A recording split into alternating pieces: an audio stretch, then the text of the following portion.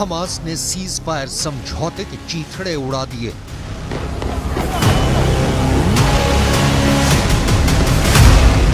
Israel के घर में घुसकर हमास ने दोबारा 7 अक्टूबर जैसा हाहाकार मचा दिया।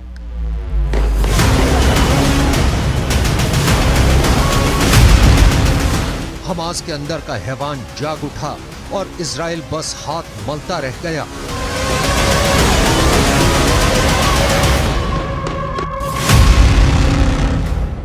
उसकी पुलिस, सेना, सरकार, सुरक्षा एजेंसियां, खुफिया एजेंसियां, कोई कुछ भी नहीं कर पाया।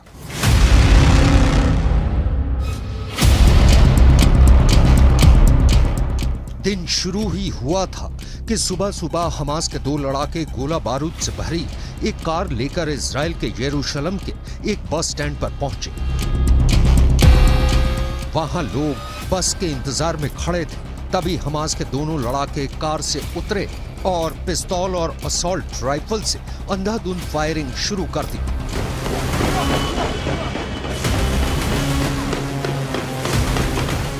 दिन दहाड़े खुलेआम हमास ने इजराइल के बीच सड़क पर कोहराम मचा दिया, पूरे यरूशलेम में गदर मचा दिया। जो सामने दिखा, हमास के लड़ाकों ने उसे गोलियों से छलनी कर दिया। क्या बुजुर्ग, क्या जवान, हमास के लड़ाकों ने सामने खड़े हर इजरायली को बेरहमी से अपना निशाना बनाया। हमास के महज 2 हमलावरों ने इजराइल में चीख पुकार मचा दी। हमास ने यह हमला यरूशलेम में किया, उस यरूशलेम में जिसमें इजराइल की जान बसती है, जिसे इजराइल अपनी राजधानी बताता है, जिसके लिए इजराइल मरने मारने के लिए तैयार रहता है। उस यरूशलेम शहर की ठीक एंट्री पर घुसकर हमास ने कत्लेआम मचा दिया।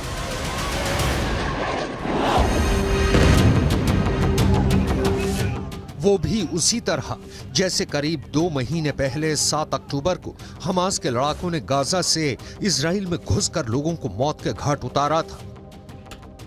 तब हमास के करीब 3000 लड़ाके इजराइल में घुसे थे, जिन्होंने इजराइल में लगभग 1200 लोगों की जान ले ली थी।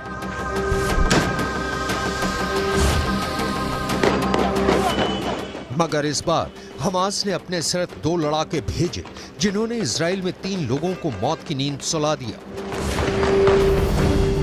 यानी इजराइल के लोगों की जान लेने के लिहाज से हमास का यह हमला 7 अक्टूबर वाले हमले से भी ज्यादा घातक साबित हुआ, क्योंकि आंकड़े कहते हैं कि 7 अक्टूबर को तो हमास के हर 5वें लड़ाके ने इजराइल में 2 लोगों की हत्या की थी। मगर यरूशलेम के हमले में हमास के सिर्फ 2 लड़ाकों ने ही इजराइल के 3 लोगों को मार डाला।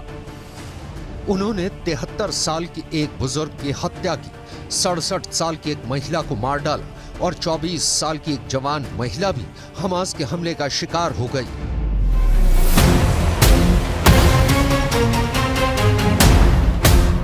हमास ने गाजा की सुरंगों से निकलकर इजराइल की सड़कों पर खूनी कोहराम मचाना शुरू कर दिया है और इजराइल के प्रधानमंत्री बेन्यामिन नेतन्याहू इस हमले से पहले हमास पर हमला करने के लिए बड़ी बड़ी तैयारियां करने के दावे कर रहे थे। वो इजराइल के लोगों को कह रहे थे कि बस एक बार हमास के चंगुल से सभी बंधक निकल जाएं, फिर इजराइल हमास पर वो बिजली गिराएगा कि किसी को हमास के वजूद के सबूत ही नहीं मिलेंगे। माना जा रहा है कि सीज फायर खत्म होने के बाद इजराइल का प्लान दक्षिणी गाजा में घुसने का है। उत्तरी गाजा में इजराइल तबाही मचा ही चुका है। इसलिए कहा जा रहा है कि अब इजराइल दक्षिणी गाजा के खान यूनिस जैसे बड़े शहर को टारगेट करेगा, क्योंकि हमास के बड़े बड़े कमांडर इजराइल के हमलों से बचने के लिए दक्षिणी गाजा में ही पनाह लिए बैठे हैं और याहिया सिनवार जैसे हमास के बड़े नेता के भी वहीं होने की आशंका है। लेकिन इजराइल की ये सारी तैयारियां धरी की धरी रह गई और इजराइल के हमले से पहले हमास ने ही यरूशलेम पर अटैक कर दिया। हालांकि हमास के दोनों लड़ाके तभी इजराइल के हाथों मारे गए, मगर उन्होंने इजराइल के 3 नागरिकों का दम निकालने के बाद ही अपना दम तोड़ा। 7 अक्टूबर का हमला इजराइल पर अब तक का सबसे बड़ा आतंकी हमला है, जिसने इजराइल को बुरी तरह झकझोर कर रख दिया। जिस इजराइल की ताकतवर सेना और जबरदस्त खुफिया तंत्र की पूरी दुनिया दाद देती है, उसे हमास के प्लान की भनक तक नहीं लगी। तभी से इजराइल की सुरक्षा व्यवस्था और उसकी इंटेलिजेंस पर सवाल उठ रहे हैं। मगर उस हमले के बाद से तो इजराइल की पुलिस और सेना हाई अलर्ट पर है। इसके बावजूद हमास ने दोबारा इजराइल की सुरक्षा को भेद डाला और इजराइल इस बार भी बस देखता रह गया। इजराइल गाजा में बनी सुरंगों में हमास के लड़ाकों को ढूंढ रहा है और खून के प्यासे हमास के लड़ाके प्रेत की तरह इजराइल की सड़कों पर घूम रहे हैं। जो हमास अब तक इजराइल से बचने के लिए गाजा में जमीन के अंदर सुरंगें बनाकर अपना अड्डा चला रहा था, उस हमास ने अब इजराइल की सड़कों पर सर उठाकर हमले शुरू कर दिए हैं और इजराइल बेबस है।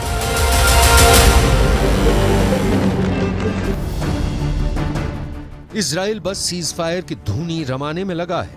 हमास की कैद से बंधकों को छुड़ाकर अपनी पीठ थपथपाने में लगा है, लेकिन वो अपने उन नागरिकों की ही हिफाजत नहीं कर पा रहा जो खुद इजराइल में मौजूद है। इजराइल हमास की कैद में रहे करीब 240 बंधकों की सुरक्षा की बात कर रहा है, उन्हें इजराइल लाने की बात कर रहा है और हमास इजराइल में घुसकर ही लोगों को मौत के घाट उतार रहा है। नेतन्याहू धमकी पर धमकी दिए जा रहे हैं कि उन्होंने भले ही सीज फायर किया है, लेकिन इजराइल की जंग खत्म नहीं हुई है। उसकी जंग जारी है और तब तक जारी रहेगी जब तक हमास मिट्टी में नहीं मिल जाता। אנחנו עושים כל מאמץ להחזיר את חטופינו ובסופו של דבר נחזיר את כולם. יש לנו 3 יעדים במלחמה הזאת: לחסל את החמאס, להחזיר את כל חטופינו. लेकिन हमास तो सीज फायर की फिराक में ही बैठा था। इजराइल सीज फायर में सुस्त पड़ गया, लेकिन हमास ने साजिशें बुनना बंद नहीं किया। वो इजराइल से बदला लेने की प्लानिंग में जुटा रहा। उल्टा इजराइल ने हमास के साथ सीज फायर एक दिन के लिए और बढ़ा दिया और सीज फायर बढ़ते ही हमास ने अपना रंग दिखा दिया। उसने बिल्कुल सोची समझी साजिश के तहत यरूशलेम पर धावा बोला और इजराइल की चूलें हिलाकर रख दी। यरूशलेम पर अटैक हमास की बहुत बड़ी कामयाबी है, ऐसी कामयाबी जो उसे 7 अक्टूबर को भी नहीं मिली थी। 7 अक्टूबर को हमास यरूशलेम तक नहीं पहुंच पाया था, मगर इस बार उसने यरूशलेम में खून खराबा किया, क्योंकि यरूशलेम को इजराइल अपनी राजधानी बोलता है, जबकि फिलिस्तीन भी पूर्वी यरूशलेम को अपनी राजधानी बनाना चाहता है। मगर इजराइल पूरे के पूरे यरूशलेम पर कब्जा किए बैठा है। इजराइल और फिलिस्तीन के बीच यरूशलेम विवाद की जड़ है, इसलिए हमास ने उसी यरूशलेम पर हमला किया और इजराइल को चेतावनी दे डाली कि उसके यरूशलेम पर राज के दिन अब लदने वाले हैं।